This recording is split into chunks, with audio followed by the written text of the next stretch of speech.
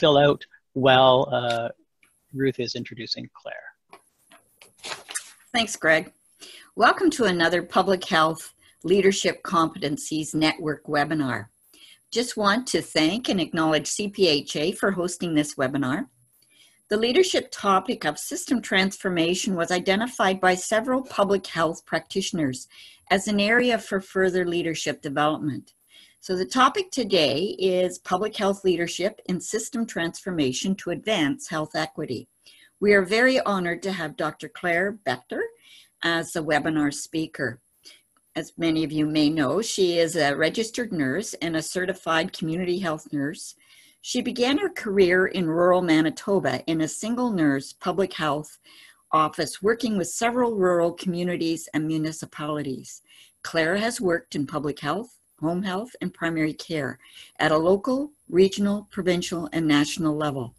Claire is currently the Scientific Director of the National Collaborating Center for Determinants of Health, hosted by St. Francis Xavier University at Antigonish, Nova Scotia. Claire is past president of Community Health Nurses of Canada and a founding board member of the Association of Registered Nurses of Manitoba, and currently is the president of the Canadian Nurses Association. Her PhD in nursing from the University of Saskatchewan focused on public health leadership and health equity. And join me in welcoming Claire Bechter.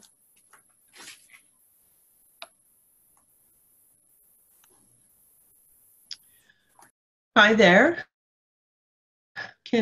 So Greg, you're going to have to help me in terms of whether you can hear me. And I'm just going to put up my slides here. How's that? Yep, I can see you and hear you perfectly well. Okay, perfect. Thank you, everybody. And maybe, Greg, you could share, just before we get going, some of the second poll questions. So it sounded to me from the first poll in terms of discipline, about, what did you say, 34, about a third of the people online are nurses, and it looked like there was a fair number of health promoters and some folks from the dental field, which is really nice to see you there.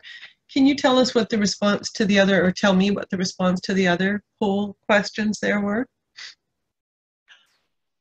Yes, so for the first, for the poll around sort of people are in a group setting, there are some people doing this in a group setting. Some people have 2 to 5 people in the room, and some will be having a discussion after. I can launch the next poll if you'd like, around systems transition. That'd be great. Okay, good, thank you. Okay, so I'm going to get going here, and thank you very much for coming, and it's a real thrill to be here. So I'm going to try to move my slides. There we go. I'm going to do a land acknowledgement as well, actually 2 of them. So the National Collaborating Center for Determinants of Health, like Ruth said, is in Antigonish, Nova Scotia, but it's in the Mi'kma'ki, the ancestral, I got my poll in the way, and unceded territory of the Mi'kmaq people. And this territory is covered by the Treaties of Peace and Friendship, which Mi'kmaq and the Maliseet peoples first signed with the British Crown in 1725. And it's interesting in that these treaties did not deal with surrender of lands and resources, but in fact recognized that the Mi'kmaq and the Maliseet title and established the rules for what was to be an ongoing relationship between nations. And I'm sorry for my hesitancy here, the poll keeps getting in the way, where people are saying that in terms of being in a system that's in transition, it looks like the majority of people are in transition. Today I'm in Winnipeg, Manitoba, which is located on the original lands of the Anishinaabe, the Cree, the Oji-Cree, the Dakota, and the Dene peoples, and on the homelands of the Métis Nation.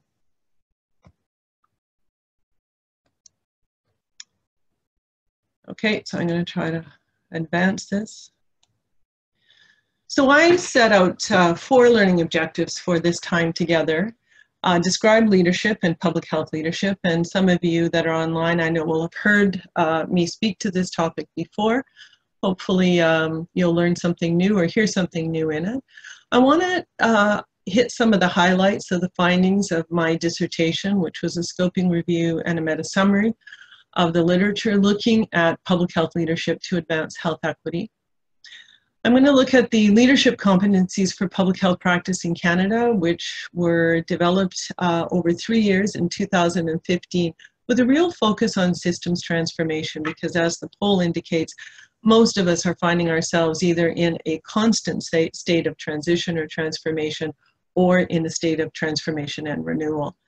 And then take a look at how those leadership competencies and that findings actually come together to advance health equity.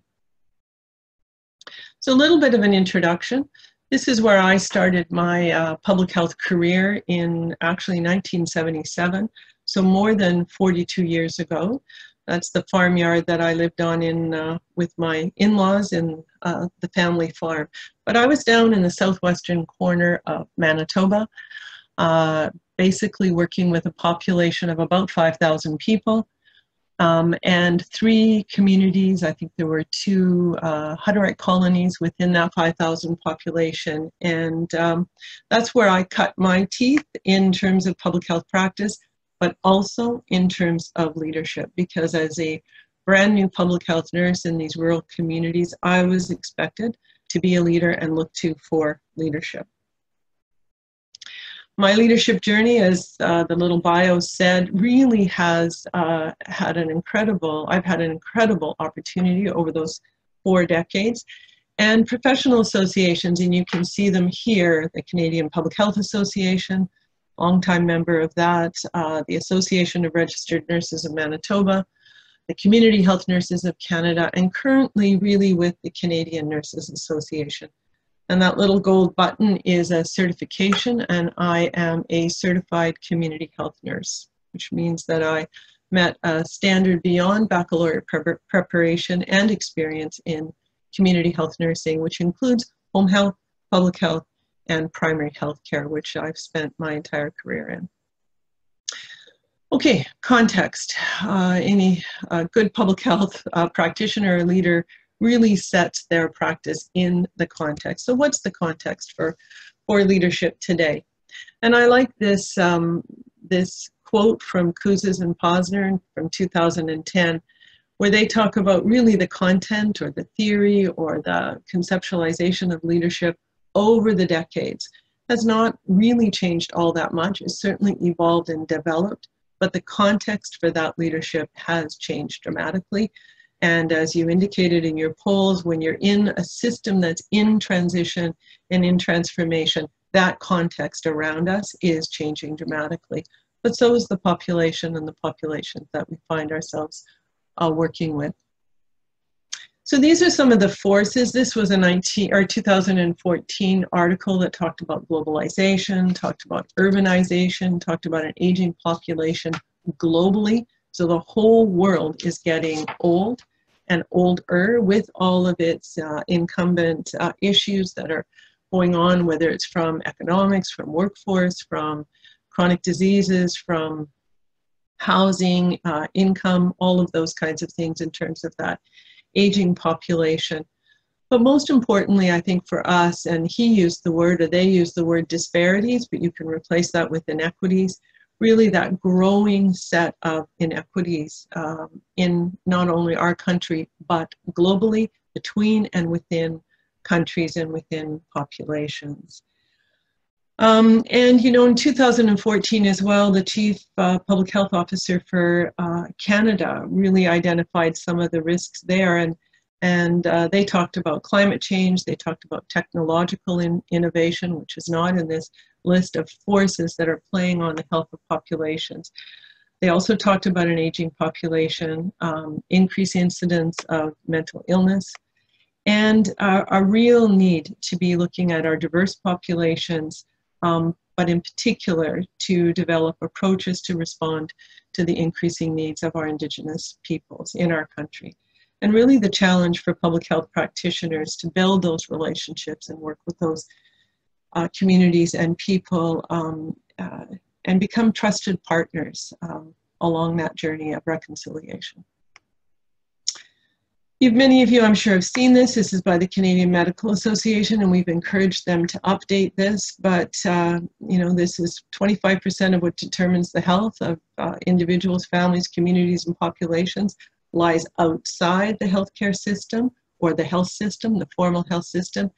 But I know in our province, up to 50% of the provincial budgets, the whole provincial budget, government budget, is spent on healthcare. So there's a mismatch there between healthcare and what influences and determines health.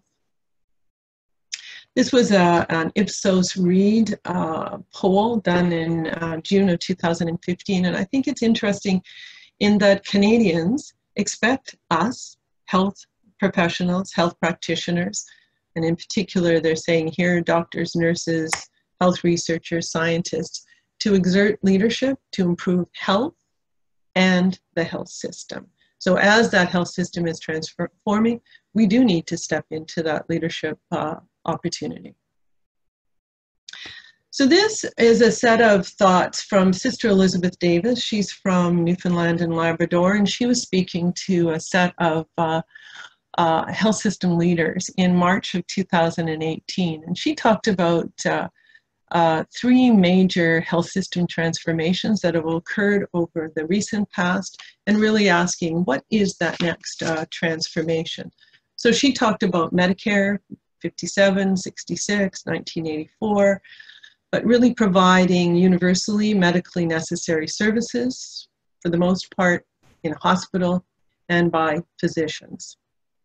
In the late 70s, mid 70s to the mid 80s, there was a real movement and recognition of the social determinants of health, of population health, of health promotion, and that shifted, that health system shifted how we were thinking about health and health services.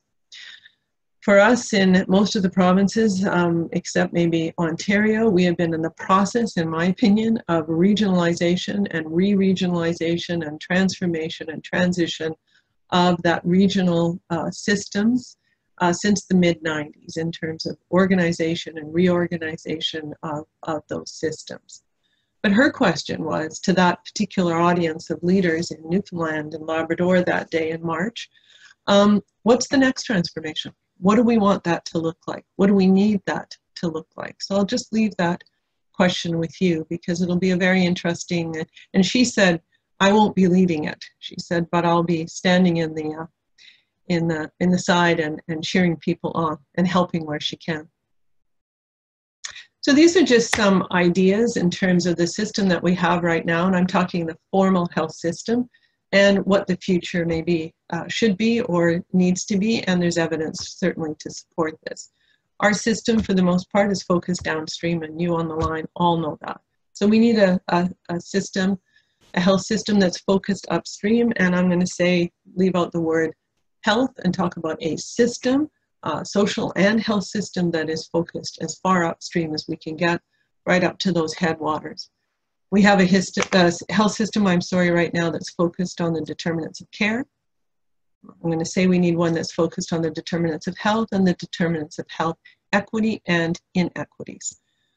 We have an acute care and treatment system for the most part, which does a really good job at care, treatment, rescue, cure.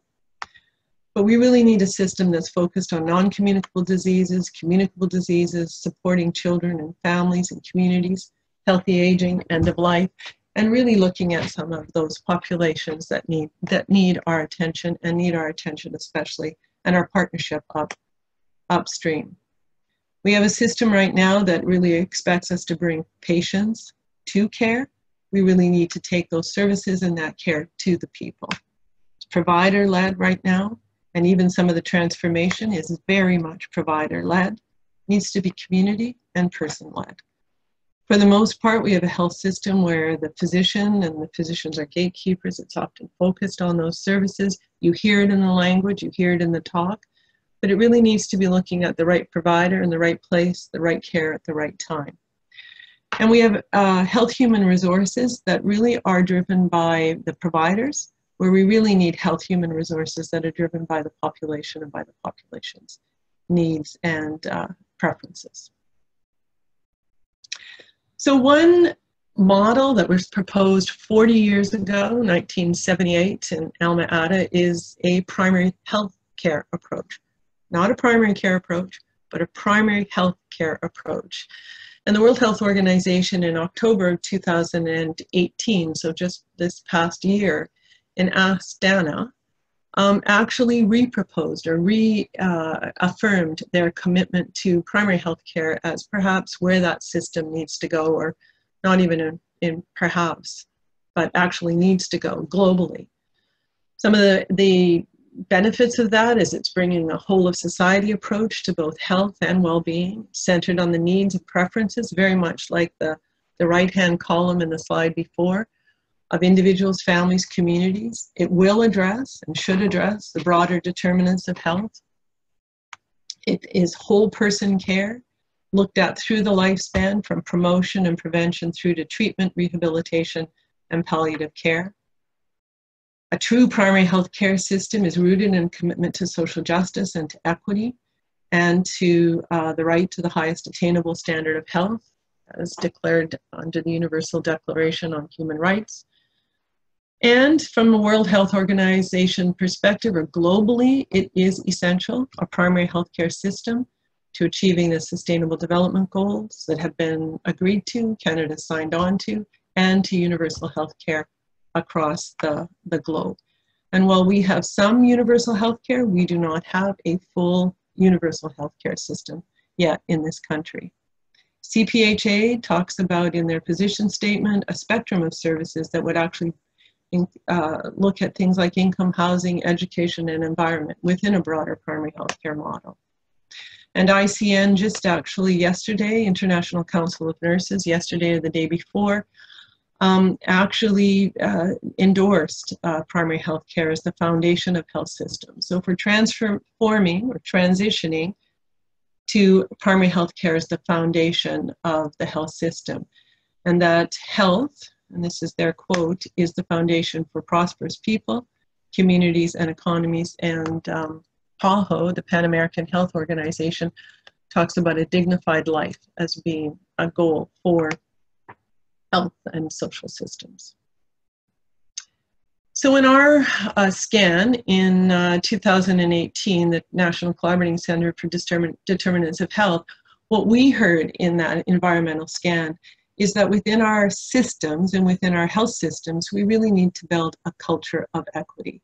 And these are 5 points where health equity is a core value, so same as what I just said in terms of primary health care, that an equity lens is used in every evidence-informed decision, that the community is in a meaningful way, community members are engaged in those decisions. Back up 2 slides where that right-hand column talks about community and person-led, where public health leaders are advocating for health equity across the whole health system, not just within public health services or the public health sector of the health system, and where there's active and intentional and ongoing values reflection. Because I'm going to say that I really think that the values that underpin our health system and that underpin our actions and activities within that health system are what really drives this. And so in this scan, we heard that we needed to have that active values reflection.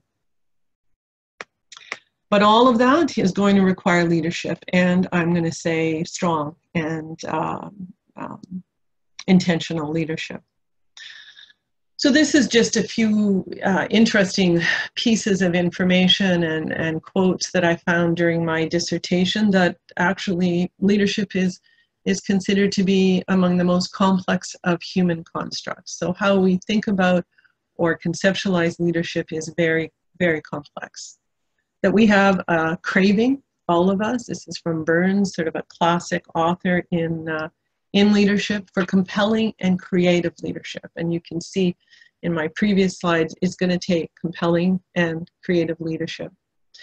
But he also says that it's one of the most observed and the least understood phenomena. However, it's something that we know when we see it or when we experience it, but it's very difficult to define in a clear and concise and consistent way. So Greg, do you want to put up those other poll questions there? So do you consider yourself a leader? Are you in a leadership role? And are you in a management role? Claire, maybe before we move on, I can just interject before you move on. Yeah, sure. Once the poll is done. Good. I was just, as you finish the poll, invite anybody to ask questions and go into the Q&A box and ask your questions, and those questions we'll look at and have the opportunity for Claire to respond to. So feel free to do that. Or any, thanks Ruth so much for that, or any kind of comments. Okay, so 83% of you, fabulous, 83% of you consider yourself to be a leader. 73% of you are in a leadership role, and 56% of you, so just a little over half of you, are in a management role. So in my, I'm going to move on here, but in my review of the literature, in my conversations with people over the years, and most recently, I'm going to say that we are all leaders, and I think that anybody in a public health position is in a leadership position. You may not be in a formal management position, but you are in a leadership position, and I think there are expectations that you lead and huge opportunities for you to provide leadership.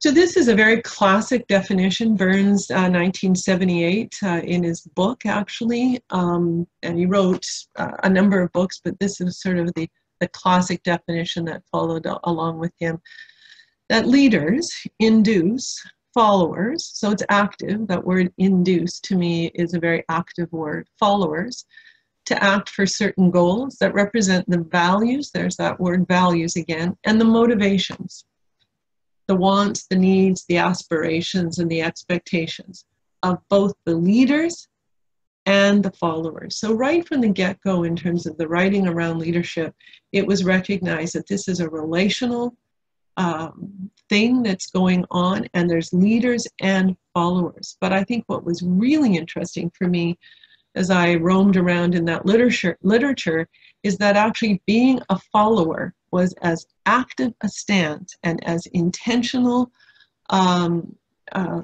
way of being as being a leader.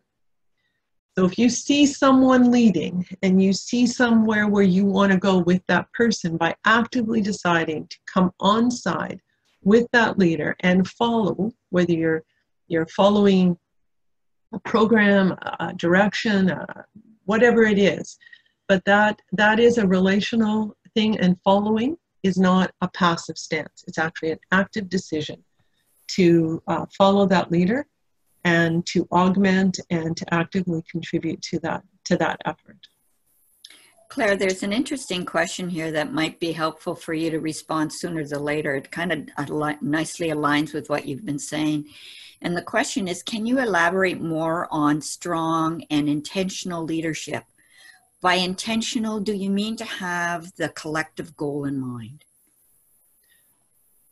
Yeah, and so yes, to have the collective goal in mind. But here, so this slide that's up there sort of answers that question. So to me, in the literature, and you can see one of our resources from the NCCDH, and I think Diane Oikel is online today, and I just really want to give a little shout out to her as a knowledge translation specialist within the National Collaborating Center for Determinants of Health, and she worked with me.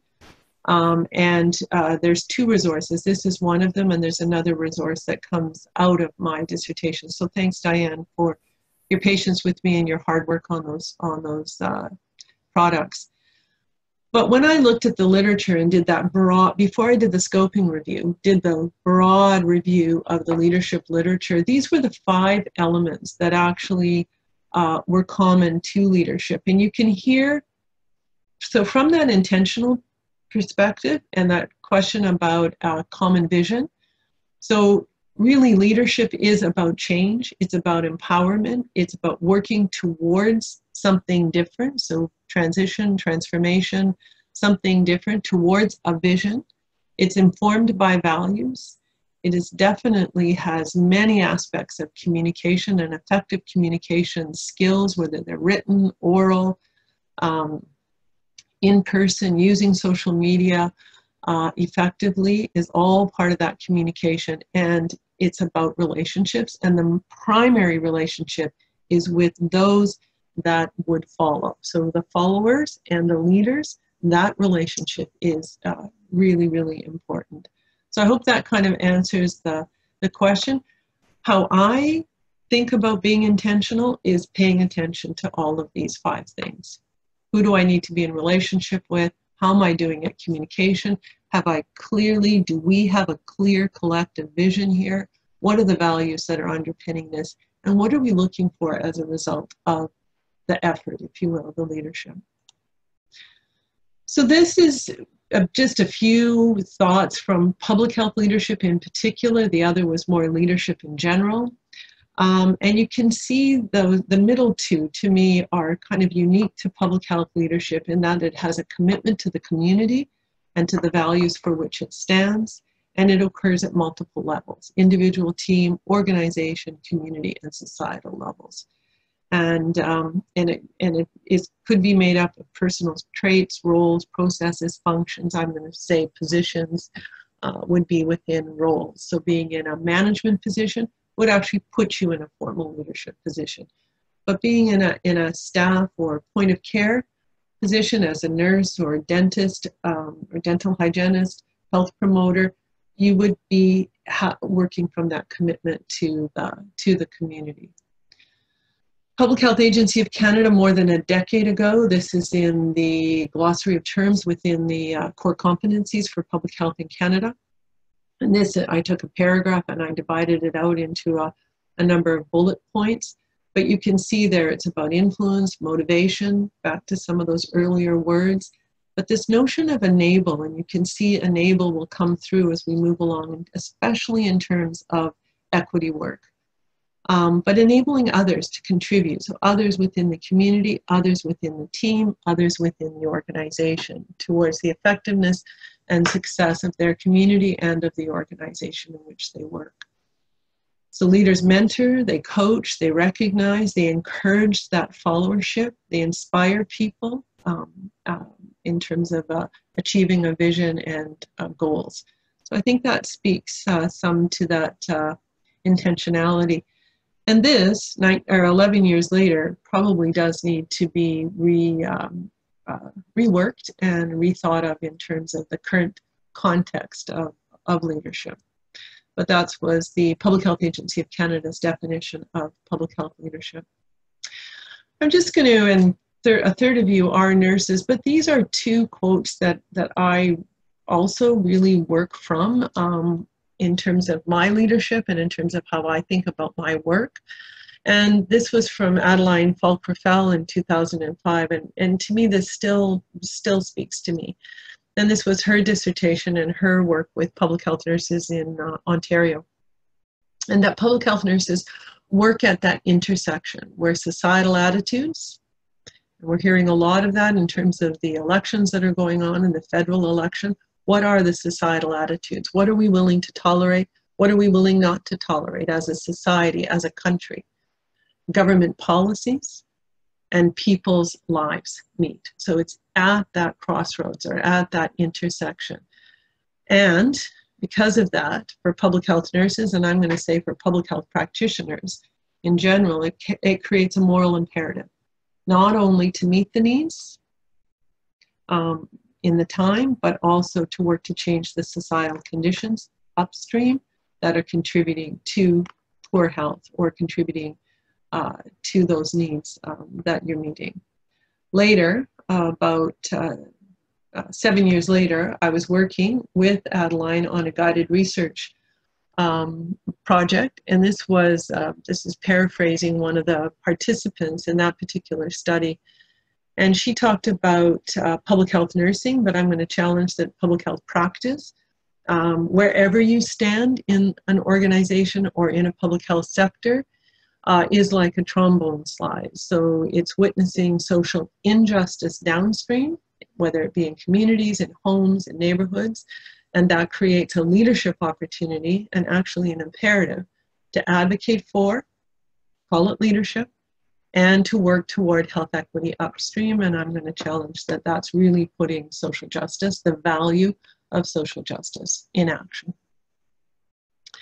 Okay, so the leadership competencies, and this was a really interesting project. I think some of you that are online were part of it. Ruth, I know you played a leadership role in this, and so it was an interdisciplinary project. It was 3 years. It had 4 phases to it. Ardeen Bowman and her team from Alberta led this project and was the academic lead on it, but many others participated. It was an extensive lit review, an online survey. There were a number of focus groups and a modified Delphi process. So it was an extensive project that culminated in a set of leadership competencies for public health practice in Canada that would build upon and be complementary to the core competencies for public health in Canada. And so they described the foundational skill, knowledge, and attributes of public health leadership. And they're very clear that they're grounded in the core values of equity and of social justice. There's 49 competency statements, and they're organized in 5 categories, and you can see those 5 there: system transformation, achieve results, lead self, engage others, and develop coalition. And what was interesting is as that went along, that project, it became quite apparent that those aligned actually with the LEADS framework. It's called Leads in a Caring Environment framework, and I've got the access to you there. That is put out and has been used extensively across the health system. So it's really interesting that the leadership competencies for public health practice in Canada, while they're unique and have some unique aspects to it, they do line up well with the leadership framework that's used extensively across the country in the health system. So we were going to look specifically at system transformation because that's what we were interested in terms of leadership. So this is the 9 out of the 49 competency statements that actually sit in that category of system transformation. And I'm just going to go back there. So I've put a red highlight on some of the words that I thought were interesting in that they line right back up with some of the things I've said earlier, some of the definitions. So public health leaders, in terms of working in and influencing, if you will, system transformation, need to, I'm going to say, more than demonstrate understanding of knowledge translation, I'm going to say they need to be skilled in knowledge translation, being able to get that evidence translated in a way that those decision makers that you're working with across the system would be able to understand. It's about change, it's about systems thinking, it's about critical thinking. 8 is about forward thinking or vision. It's about innovation and creativity. It's about drive, motivation, again, that word motivation. And it's about adapting to a rapidly changing public health sector and the health systems that we find ourselves working in. So those are the competencies that are in that particular set of competencies. Okay, so I want to go now to what a couple of things that the Canadian Public Health Association has put out, and then a little bit about my dissertation, and then I'll kind of open up for questions. So I really appreciate what Ruth said in terms of be thinking about what questions you might want to ask each other or you might want to ask me. So in May of 2019, and the link is right there, the Canadian Public Health Association put out both a background document, but also a position statement about public health and system renewal. And these are I just pulled out 6 things that actually were sort of the intentions, if you will, of public health within health system renewal as it is understood and occurs across our country. And they don't really speak to leadership, but to be able to do these 6 things or be able to influence these 6 things, you really do need to have some strong leadership skills, I think. So uphold public health principles, objectives, roles, responsibilities. I'm going to say functions, the core functions of public health. Those are clearly articulated in many countries and clearly articulated here in Canada and in the provinces and territories. So really that push or that intention to uphold those. Making sure that the public health system meets the requirements as set out in legislation and the regulations and in directional documents that that exist at the federal, provincial, and territorial, and the municipal and regional levels. So I would say for those of us within our public health systems, be knowledgeable about those frameworks, about those regulations, about those directional documents.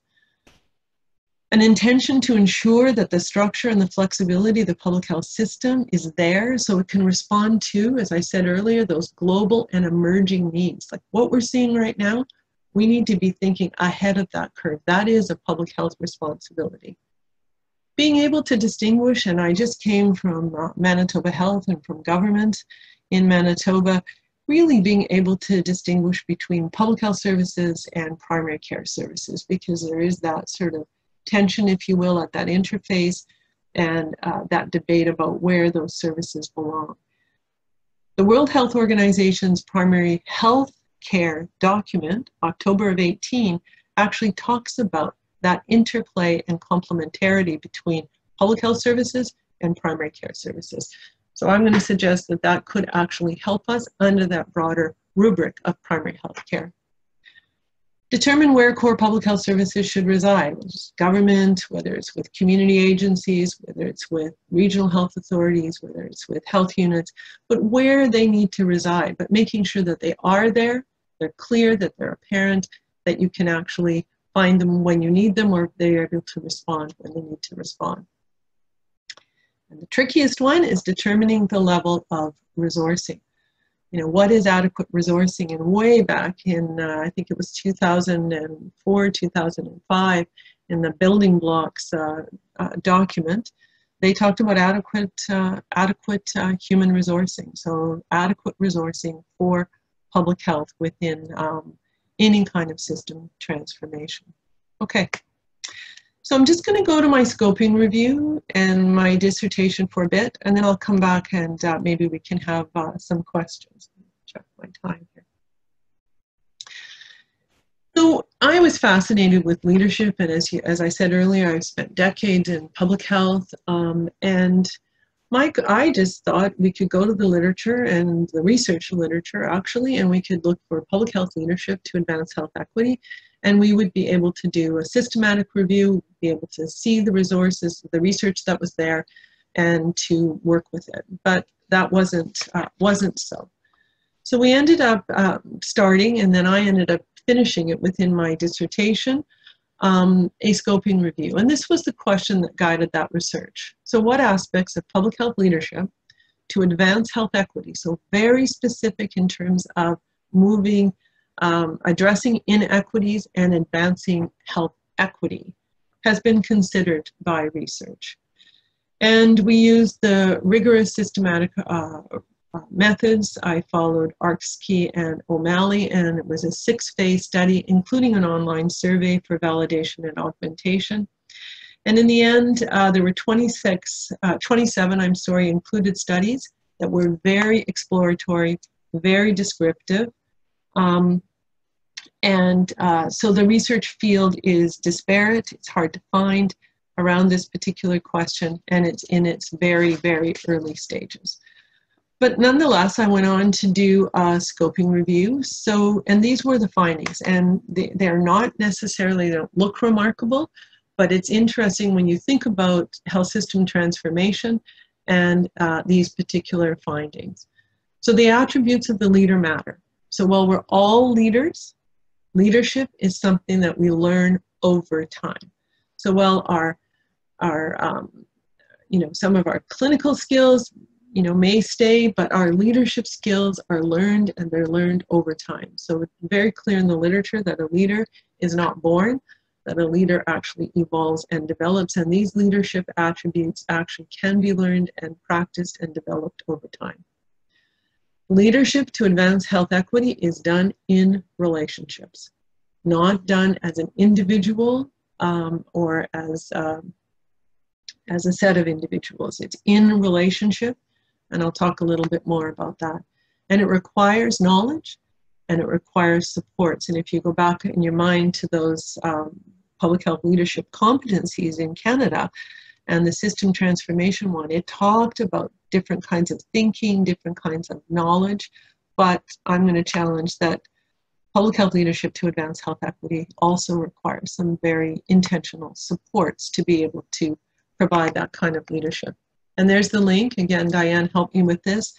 The link to a bit of a summary of my dissertation. Okay, in particular, and this is for public health leadership to advance health equity. And you can see there the leader attributes are visionary, passionate, charismatic, able to inspire, motivated to be involved. Those leaders in those 27 studies were described as very connected to the community, almost like they had one foot in the community and one foot in their organization. Many of them came from or lived in their communities. Again, very effective communicators in all modes of communication.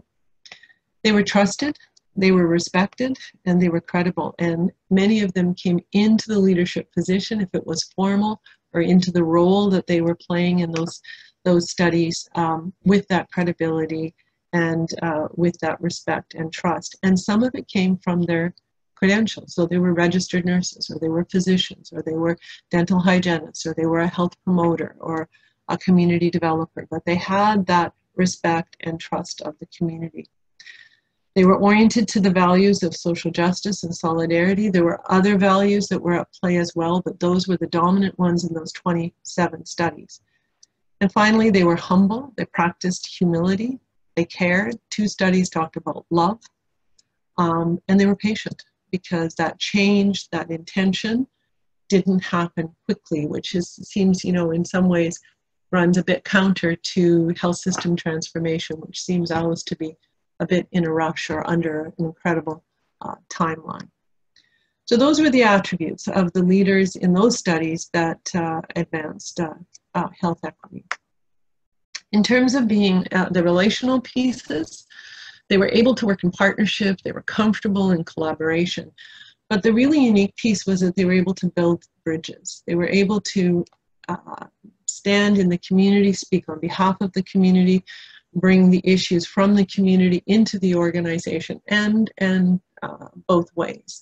So that notion of bridging or enabling or being sort of across the systems was a really important concept, and is very consistent with complexity leadership. They were skilled at developing relationships. They'd learned that over time. They knew how to be in relation, and they knew how to attend to those and be intentional in those relationships. They were able to encourage and inspire others to lead, and you can think back to that definition even by the Public Health Agency of Canada 11 years ago. They talked about enabling others to lead, enabling others to act. These leaders were action-oriented, able to make decisions and take action, but they also were able to enable others to act. And like in some of the earlier literature I talked about, they engaged at multiple levels. So at the ground, at the field, but also at a political and larger system or social level. And knowledge. They had, and there was sort of 3 kind of categories of knowledge that seemed to fall out of these 27 studies. One was this notion of the contextual, and I talked earlier about leadership and the context of leadership changing. These leaders knew that context. They knew the political environment. They knew the system within which they worked. But they also knew their communities, which would be that situational knowledge, whether it was through a formal community health assessment or whether it was just through their day-to-day encounters with the people that they interacted with and were in relationship with. But they also brought their clinical knowledge or their practice knowledge or their the science and the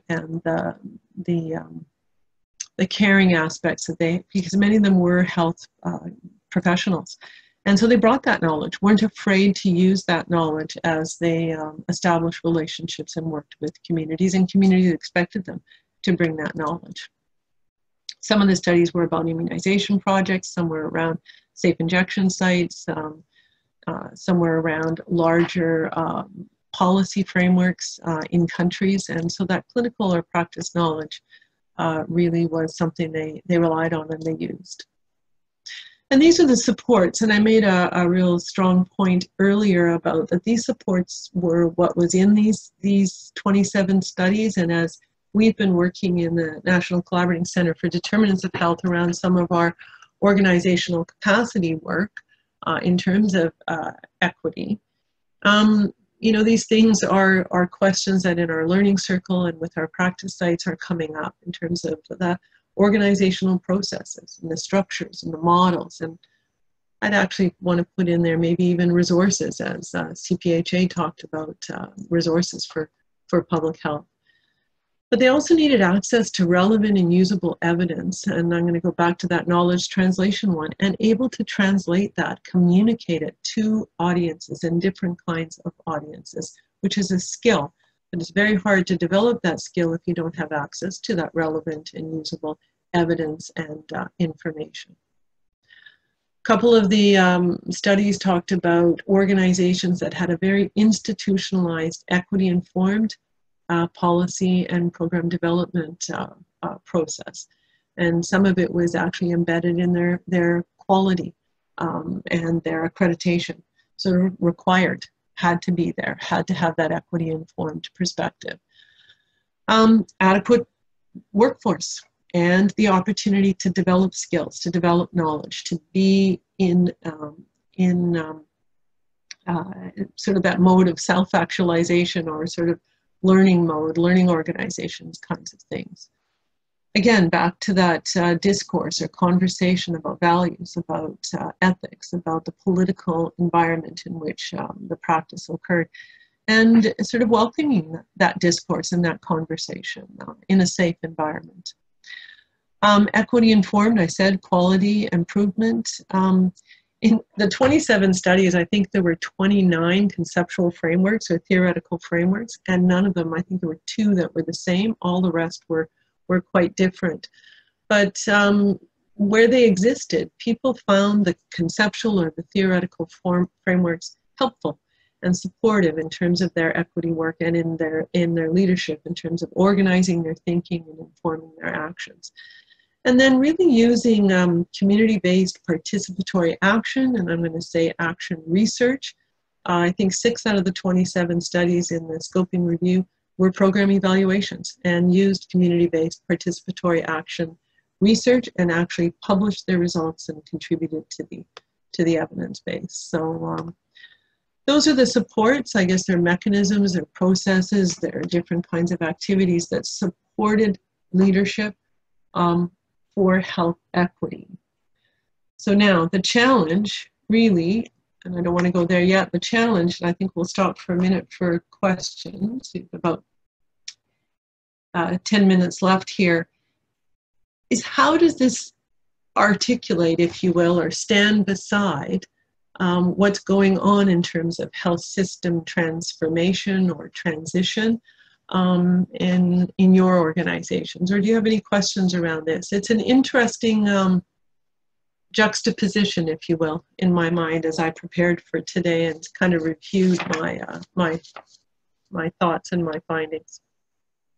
So Ruth, are there any questions online there? At this point, there isn't, so we're certainly welcome to hear from those in the audience. Any questions you have or comments? Oh, we got one just came in. Oh, thank you.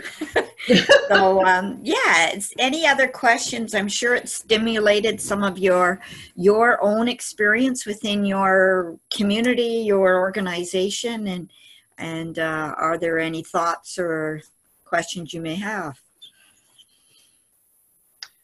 So you watch that and you can stop me. So I'm gonna go on, and I'm just gonna tell you the end of my story of my dissertation. So I got to here, and then I thought to myself, okay, these are interesting results, these are helpful results, but how would you describe leadership? And how could you describe the leadership that's required by public health at all levels, all people involved in public health, working to that collective vision or collective action, if you will, around health equity?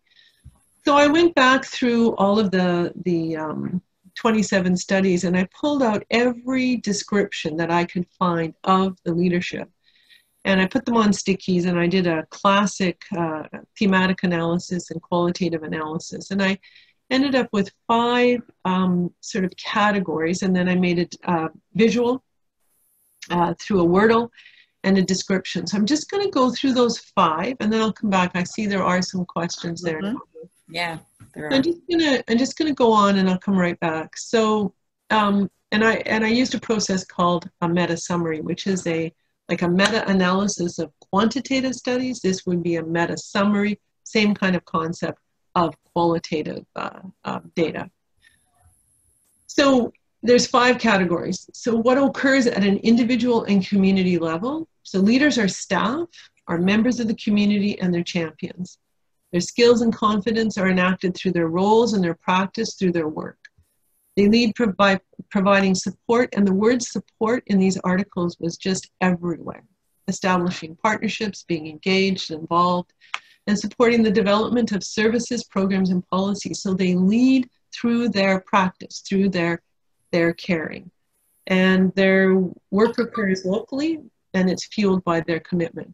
At an organization level, and this actually speaks to the actual employer or the organization, it also leads through its work, whether it's projects, programs, policies, services.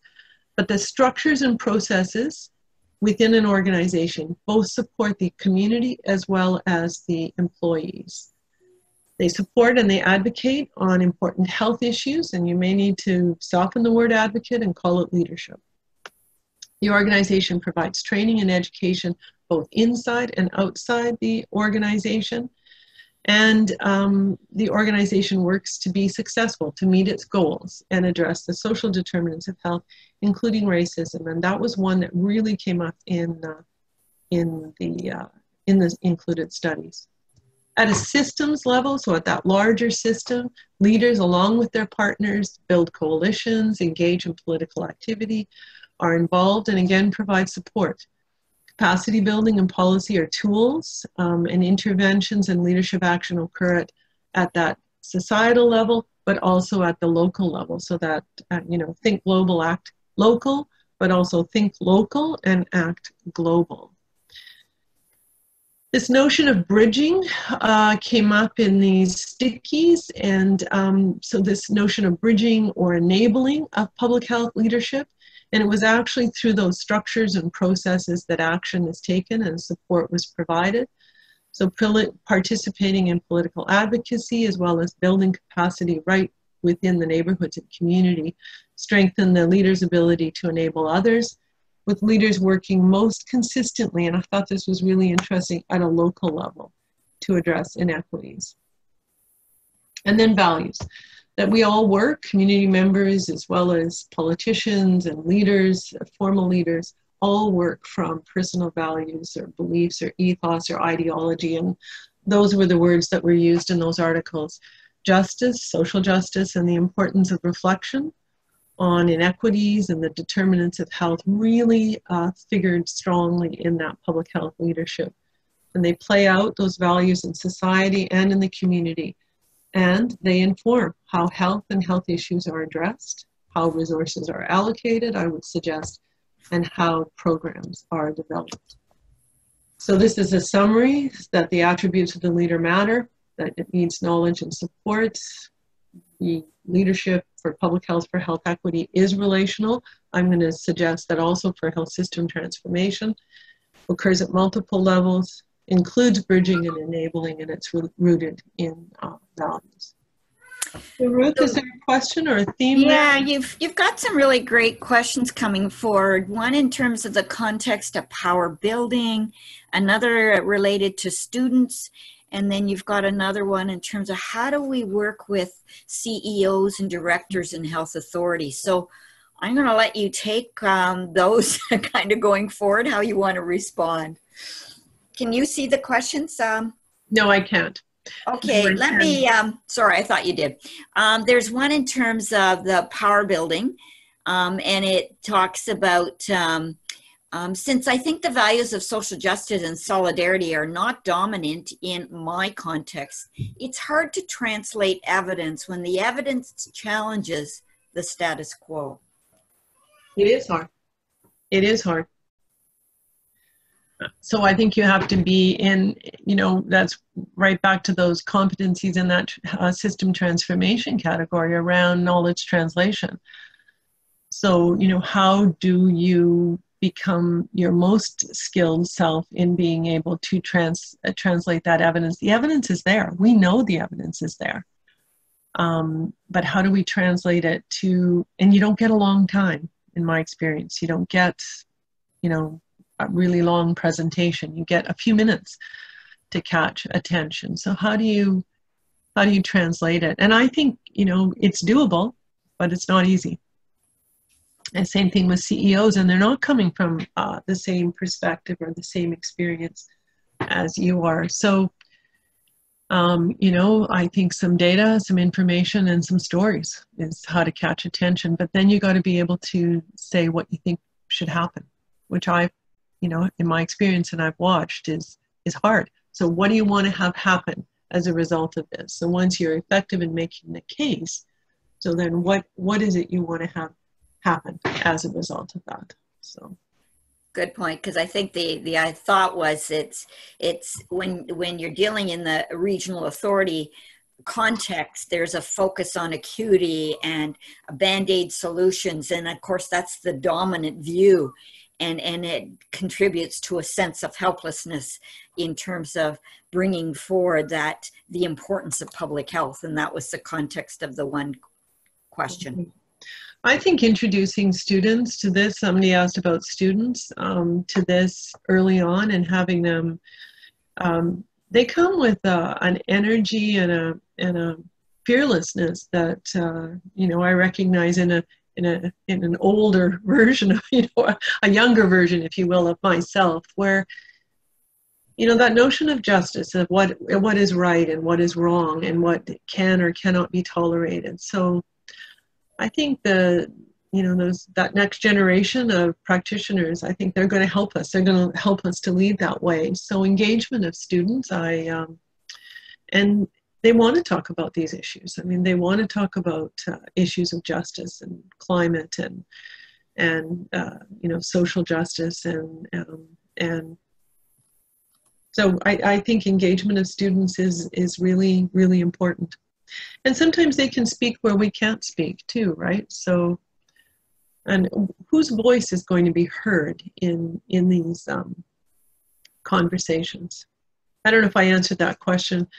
I've got up here now, you know, some of the resources at the NCC DH, and one of them I'm just going to point out to you is that our Health Equity Clicks community, and I'm actually going to go there, and you see the link there. And if you're not a member, I would suggest that you might want to join that community, and let's have a conversation in that particular space. And I will provide the slides, and I certainly can answer any questions and you know, share any of my perspectives or point in different directions where I see things happening and where there is change actually happening.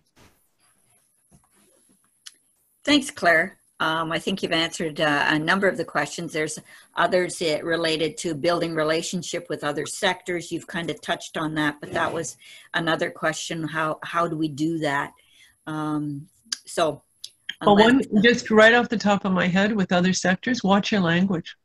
Watch your words, watch your terms. Make sure that you're using language that is relevant to the other sector. They don't use our words, and they definitely don't use our acronyms.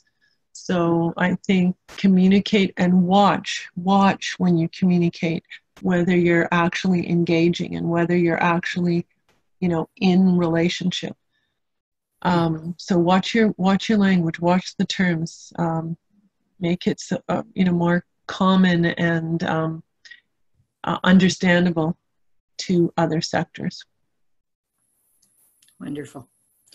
Well, yeah, I see we're just after 1 o'clock. And perhaps I'll just say something before, while you have an opportunity, you're still engaged, just to thank you, Claire and CPHA, and thank you all for joining us. And are you interested in other webinars related to leadership? If yes, please share any of your topics, ideas in the chat bar or in the Q&A before you leave the webinar. Anything else that you feel that will support your leadership and development. So that'd be very helpful if you can do that. And I'm going to